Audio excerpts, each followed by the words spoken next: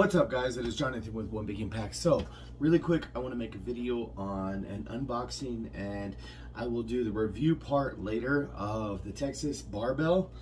It is a Texas power bar, and I got the white Cerakote.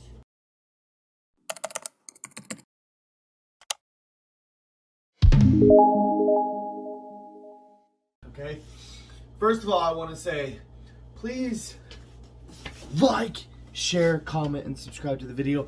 It helps me immensely, guys. You guys don't have any idea how much it helps just to click like and be like, badass bar, or good lifting, or brace your core, or something like that. Like anything like a thumbs up or anything helps immensely, guys. Thank you so much. The bar, I'm actually financing the bar because I don't have a lot of money right now. I think it was like right around $500-600 or something like that with financing, and hopefully I can pay it off in a few payments. So let's get this started. I will say, first of all, I ordered it and it was literally delivered within like 48 hours. What? Like, that was amazing. Like, that was super crazy quick. The shipping, good.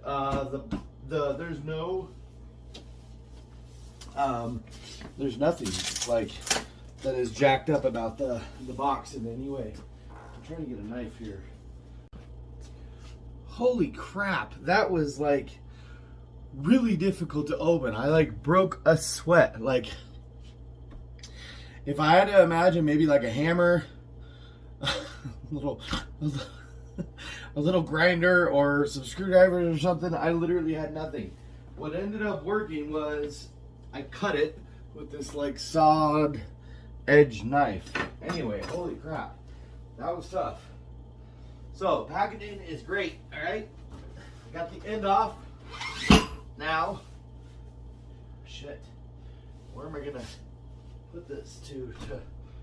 Okay, so this is the reveal, and I just got it dirty. That's great. That is the animal. The Knurling. Okay, this is what I was most wondering about. I have literally already put black marks all over. I knew that was going to happen. I knew it was going to turn into a white bar into a black bar, but that's okay. I'm not tripping on it. The Knurling is actually aggressive enough, but it doesn't feel like it's going to shred your hands open. So it almost feels like the grip is there, but the shred is not, which, let's be honest, our hands get screwed up when we deadlift. The sleeves are absolutely amazing. Like, I'm really excited about it. I have not, have I had? I don't think I've ever had an expensive new bar. So you got the logo in there, Texas Power Bars. I do believe it weighs 44 pounds, although it does feel a little bit heavy or whatever. You don't have the center knurling. I like aggressive knurling, okay? Let's be clear about that.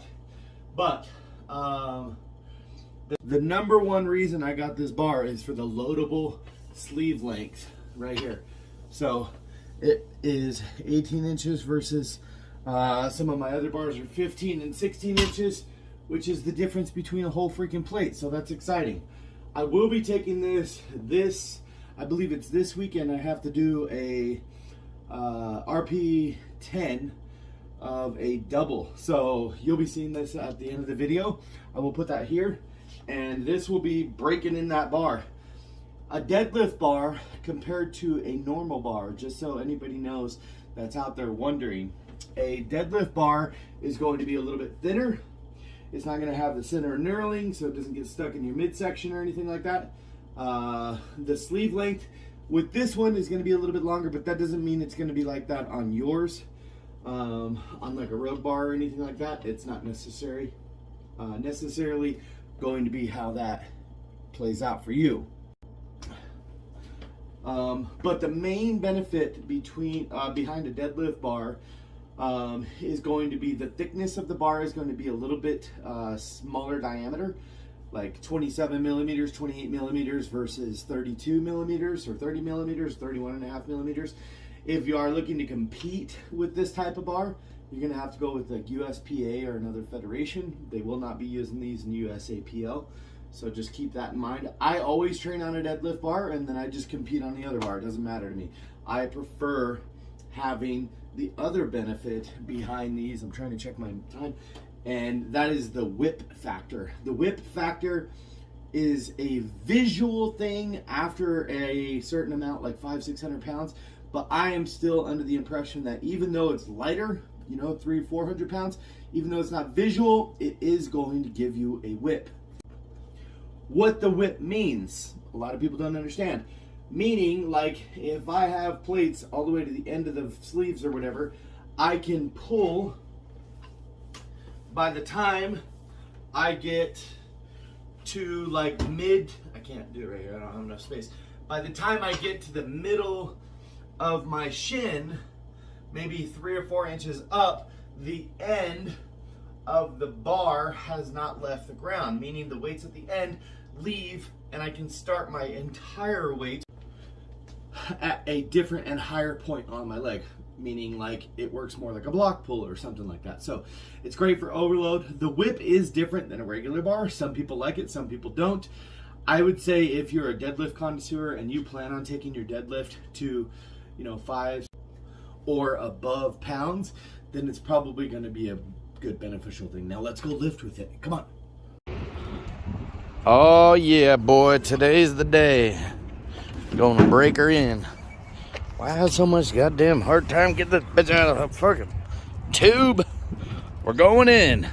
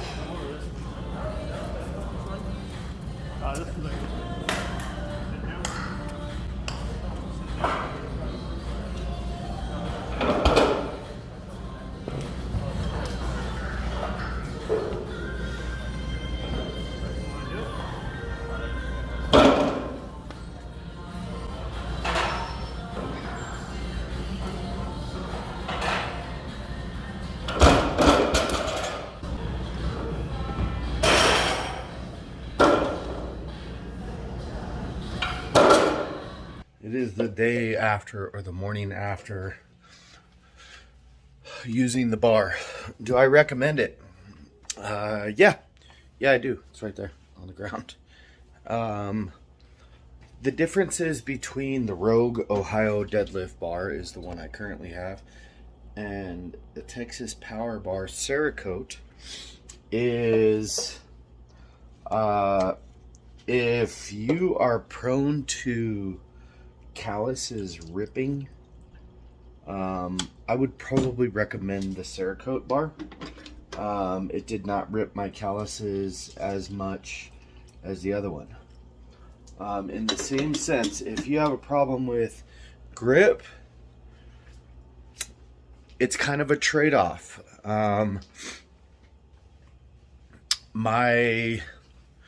I would say if you have a problem with grip and you don't care about calluses, probably go with the Rogue bar. Just because the knurling is more aggressive, like with not being Cerakoted.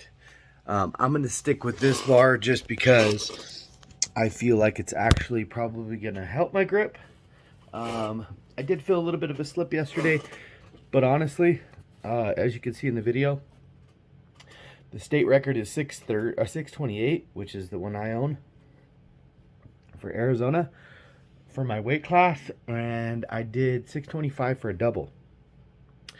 So just moving that and holding on to it, it's kind of a new PR for me. So there should probably be some issues. My lockout maybe wasn't as good as I wanted it to be on the first one, but I think it was also because I was getting ready for the next rep, getting ready to jump into the next repetition. So I think all in all, 2 reps at 625 with the new bar. On the lighter weights, I definitely, the bar performed absolutely perfect. It was really beautiful. And even with the heavier weights too. The flex was great. I did notice one thing that kind of sucks. The loadable sleeve length is actually shorter than the bars at the gym. But I can't use the bars at the gym because they don't have any knurling. So, yeah, it is what it is. But, so if I'm going to squat or something like that, it's perfectly fine for the gym bars and stuff like that. But all in all, for what it was, like $500. By the way, they're sold out. The white one's sold out. So apparently they are popular. I would run 100% recommend it. It's nice. It felt very smooth. I've used some cheaper bars and I never thought there was truth to this. But when you pick up, if the bearings are really good in the ends and stuff like that, the weights will naturally just roll rather than staying in place, so it doesn't create so much torque on your wrists. So I like it. I would give it a 10 out of 10.